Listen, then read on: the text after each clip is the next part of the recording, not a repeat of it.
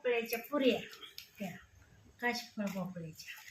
हे काशीफळ भोपळा खिसला, गूळ खिसला, दोन्ही एकत्र करून उकडून घेतलं आणि ही दशमीच्या पिठात मळलंय. दशमीचं पीठ म्हणजे भगरीचं पीठ, उपासाच्या पिठात मळून घेतलं ही.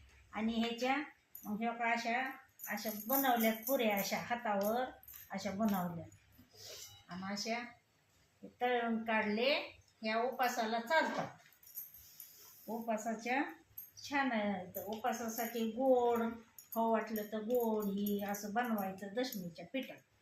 आणि ह्या रताळाच्या पुऱ्या, ही रताळं उकडलेली, त्याच्यात दशमीचंच पीठ मिक्स केले, थोडा गूळ मिक्स केलाय आणि ती दोन्ही एकत्र बनवले. ती दुधात पण खाऊ शकतो आपण आणि अशा पण खाऊ शकतो, कोरड्या पण.